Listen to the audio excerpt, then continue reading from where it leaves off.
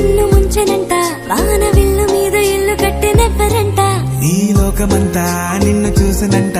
ఏ దిష్టి నిన్ను తాకకుండా ఇంటిలోన దాచుకుంటా రంగు రంగు కారణి తొంగి